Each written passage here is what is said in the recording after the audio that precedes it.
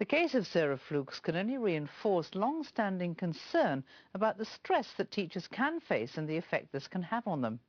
We asked business stress consultant Carole Spiers for some advice for teachers who feel overwhelmed by their workload.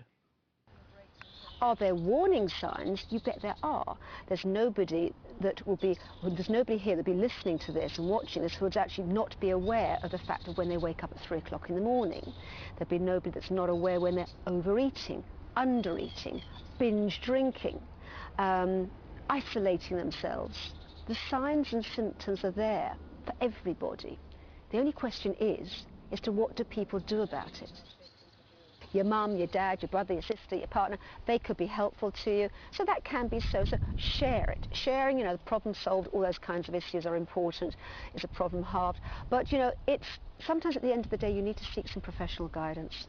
So make some inquiries, get in touch with the British Association for Counselling and Psychotherapy. They'll give you names of registered counsellors.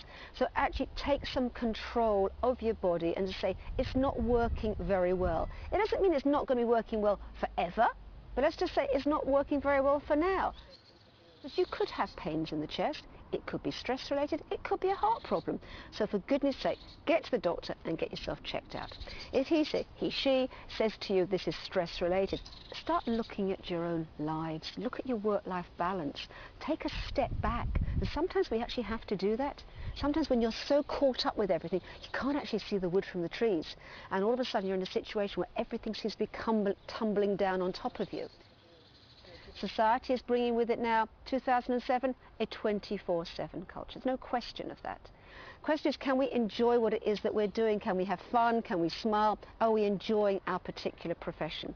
And then it's almost as if the extra hours that you're putting into the pot don't matter quite so much because you're enjoying what you're doing. Teachers certainly have to juggle so many balls in the air. So it's a matter of how can they juggle those efficiently enough? Can they learn to say no? Which we human beings, not just teachers, do find extremely difficult to do. We don't like to let people down, and it's those kinds of issues that come to the fore. If I say no, somebody else will say yes, and I'm worried about my job, so all those kinds of issues come in.